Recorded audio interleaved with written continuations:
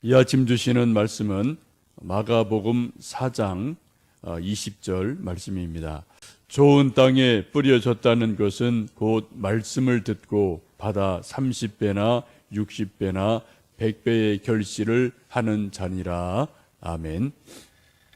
지금 며칠간 저희들 예수님의 씨 뿌리는 비유를 쭉 말씀을 보고 또 한 절 한 절 말씀을 나누었습니다. 예수님께서 씨 뿌리는 비유를 하시면서 세 가지가 등장하죠. 내용을 보면 하나는 씨가 나오고요, 씨 뿌리는 사람, 또 밭, 이 세 가지가 씨 뿌리는 자의 비유의 중요한 내용입니다. 이 세 가지를 잘 이해하면은 비유의 말씀을 알 수 있습니다. 누구나 다 좋은 열매 맺기를 원하는데 이 세 가지 씨, 또 밭, 씨 뿌리는 자, 이 세 가지의 관계를 잘 이해하면은 비유를 알 수 있고 우리도 좋은 열매를 맺을 수 있을 줄 압니다. 씨는 하나님 말씀이라고 분명히 예수님 이제 설명을 해 주시죠. 씨는 전혀 문제가 없습니다. 하나님의 말씀은 천지를 창조하신 말씀이고 말씀이 육신이 되어 우리 가운데 오신 예수님이시고 기록된 성경 말씀이고 이 씨는 전혀 하자가 없습니다. 완벽합니다. 우리가 씨를 탓할 수는 없어요. 두 번째는 농부죠. 농부는 씨 뿌리는 분인데 오늘 본문에서는 예수님을 씨 뿌리는 분으로 말씀을 합니다. 농부도 전혀 문제가 없으십니다. 그럼 문제가 있다면은, 변수가 있다면은 그것은 밭의 문제입니다. 밭이 어떠하냐에 따라서 열매를 맺을 수도 있고 열매를 맺지 못할 수도 있다고 오늘 주님께서는 말씀을 합니다.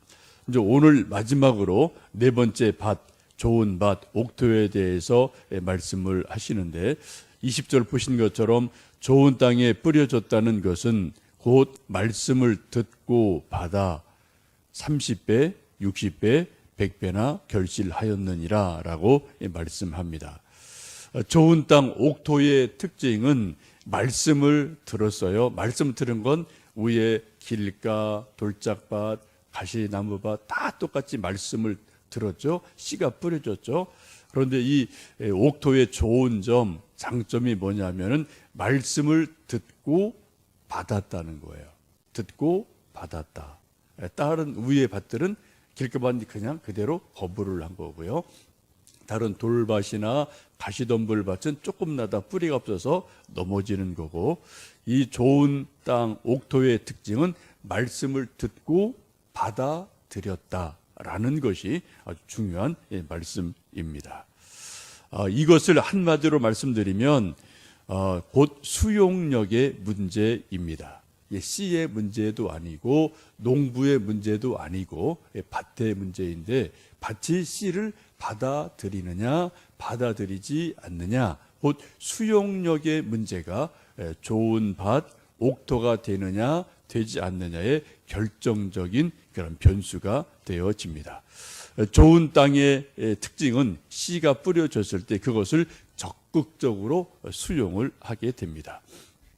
여러분 텃밭이나 혹은 또 농사를 조금 지어 본 분은 경험적으로 아실 터인데, 하여튼 얼어붙은 땅이라든지 딱딱하게 굳은 땅이라든지 이런 데는 아무리 씨 뿌려도 싹 날 수가 없거든요.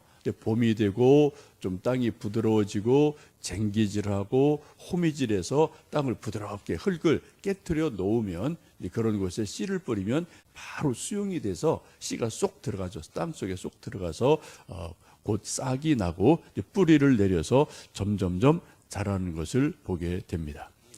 길가밭이나 돌짝밭은 한마디로 말씀드리면 수용력이 없다는 겁니다. 씨가 아무리 뿌려져도 거부한다는 거죠.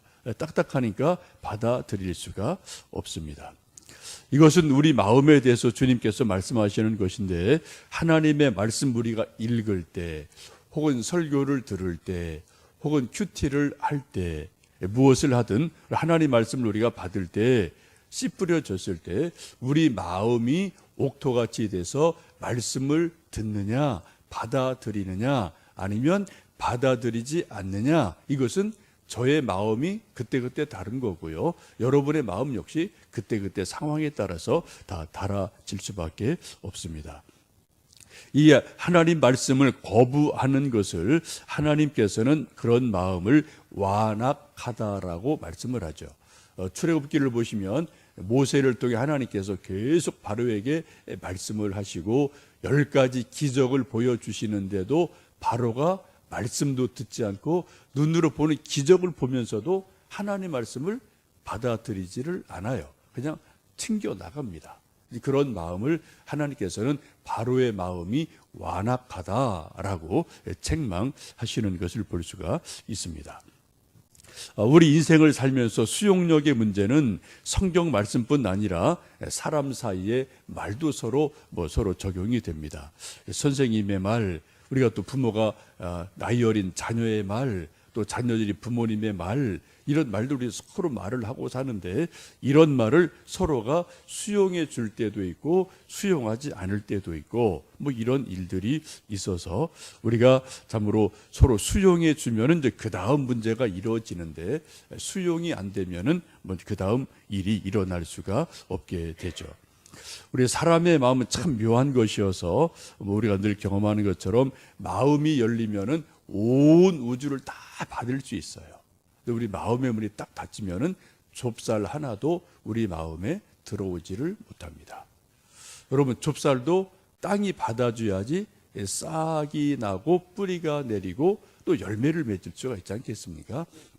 마찬가지로 오늘 씨 뿌리는 비유의 마지막 좋은 밭 옥토에 대해서 예수님 말씀하시면서 옥토의 좋은 땅의 특징은 말씀을 듣고 받아들였다, 수용했다라는 것이 이 좋은 밭의 특징인 것을 깊이 생각해 보시면 좋겠습니다.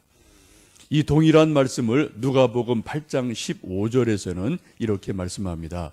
좋은 땅에 있다는 것은 착하고 좋은 마음으로 말씀을 듣고 지키어 인내하여 결실하는 자니라라고 말씀합니다. 누가복음은 조금 더 이제 해석을 살을 붙이죠. 옥토가 무엇이냐?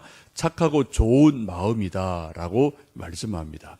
나쁜 마음이 아니라는 겁니다. 모진 마음이 아니라는 거죠. 착하고 좋은 마음이다라고 말씀합니다. 우리가 흔히 착하게 살자 이런 말들을 먼저 농반 진반 할 때도 있죠. 여러분 우리가 직접 보진 못하지만 가끔 대중 목욕탕 가면 남자들은 조금 이제 좀 건달 조폭 비슷한 청년들 이런 애들 가끔 볼 때 있어요. 저도 가끔 봤는데 문신한 청년들 종종 보거든요. 보면 이런 거 저런 막 문신해 놓고요. 또 어떤 애들 정말 말 그대로 착하게 살자 하고 문신 쫙 써놓은 애들 여러분 보신 적이 있으신가요? 근데 그런 애들 보면은 정말 착하게 사는지 모르겠어요. 걔들 이렇게 옆에 가기도 조심스러운데 여러분 우리가 몸에다 문신을 써서 착하게 살자라고 문신을 썼다고 착한 사람이라고 볼 수는 없는 거죠. 어쨌든 오늘 말씀을 보시면 말씀을 받을 때 착하고 좋은 마음으로 말씀을 들었다, 받았다. 그 다음에 두 번째 중요한 말씀이 듣고 지켜 인내를 했다라고 말씀합니다. 듣고 수용하고 지켜서 인내를 했다. 기다림이 옥토의 되게 중요한 두 번째 특징입니다. 지키고 인내를 했다는 거죠. 우리 농부들도 좋은 열매를 맺으려면 봄에 씨를 뿌리고 여름, 가을까지는 최소한 3계절은 견뎌내야 됩니다. 인내를 해야 됩니다. 봄에 이런저런 일, 여름에 폭풍우, 비, 가뭄, 뜨거운 태양, 가을에 또 이런저런 것들, 이런 여러 가지를 인내해야지 비로소 가을이 돼서 좋은 열매를 맺을 수 있습니다. 씨 뿌린 지 하루 이틀 만에 왜 열매가 맺지 않나, 또 한두 달 만에 왜 열매가 없나라고 조급하면은 결코 좋은 열매를 맺을 수가 없게 됩니다. 그리고 옥토의 중요한 두 가지 특징은 받아들였다, 수용력의 문제입니다. 또 하나는 지켜 인내했다. 오랜 동안 인내하는 그런 믿음, 그런 마음이 열매를 맺게 하는 결정적인 옥토의 중요한 내용입니다. 빌립보서 1장에 보시면 우리 안에서 착한 일을 시작하신 이가 그리스도 예수의 날까지 이루실 줄을 우리는 확신하노라라는 말씀이 사도 바울의 말씀이 있는데, 이것이 바로 좋은 마음이죠. 우리 안에서 하나님이 이미 선한 일을 시작하셨습니다.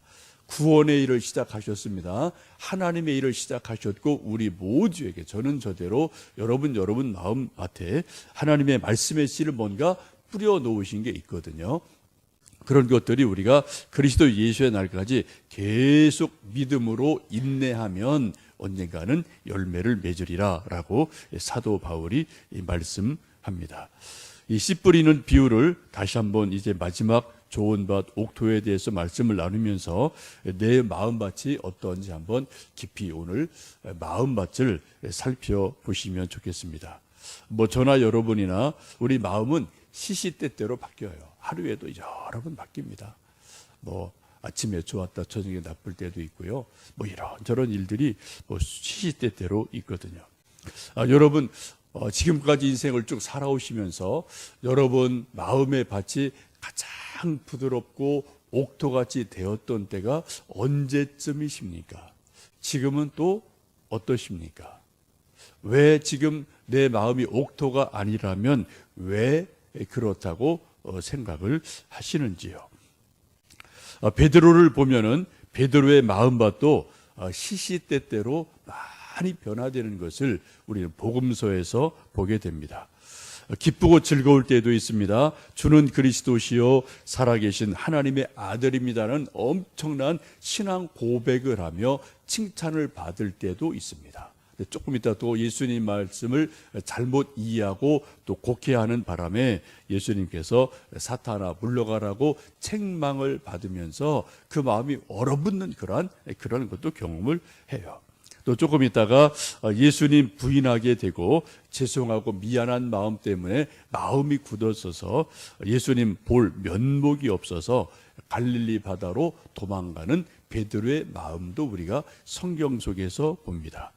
그런 베드로 예수님 찾아가셔서 생선을 구워주시고 떡을 먹여주시면서 또 마음을 부드럽게 만들어주시고 내가 나를 사랑하느냐? 그러면 내 양을 먹이라 라는 목양의 위임을 하시면서 또 굳어있던 베드로 마음이 다시 풀어지고 결정적인 것은 사도행전 2장에 가서 성령의 충만함을 받죠. 성령의 강림이 있을 때 그때 그 굳어졌던 베드로의 마음이 성령의 능력으로 완전히 풀어지고 옥토가 돼서 이제 그 안에서 수많은 열매를 맺게 됩니다. 3년 동안 예수님의 수제자로 예수님을 지근거리에서 따라다녔던 베드로도 성경을 쭉 보시면 이 네 가지 밭을 다 경험합니다. 왔다 갔다 이거 다 하고 있어요. 여러분 이게 정상입니다. 베드로도 그래요. 하물며 우리겠습니까? 여러분 저도 제 마음이 뭐 때때로 왔다 갔다 할 때 있고요. 뭐 여러분도 마찬가지겠죠. 여러분 그런 것에 대해서 여러분 너무 염려하거나 실망하신 일을 없다고 생각합니다. 우리 믿음의 대선배인 베드로도 예수님 옆에 있는데도 그런 일을 뭐 수시로 경험하고 왔다 갔다 하거든요. 늘 우리가 깨어서 기도함으로 우리가 하나님 내 마음밭을 말씀으로 밭 갈아 주셔서 부드럽게 해 주십시오. 그래서 우리가 끊임없이 성경 말씀 읽고 묵상하셔야 되고요. 또 성령 충만함을 간구해서 이른 비 늦은 비가 우리 마음밭에 성령의 비를 주실 때 그때 비로소 우리가 우리 마음밭이 부드러워져서 하나님 말씀이 우리에게 받아지고 들려졌을 때 정말 우리 마음밭에서 싹이 나고 또 꽃이 피고 열매가 맺는 놀라운 은혜를 경험하게 될 줄로 믿습니다. 오늘도 하루 사시면서 이 씨 뿌리는 자의 비유를 다시 한번 쭉 4장 1절부터 20절까지 한번 꼼꼼히 읽어보시고요.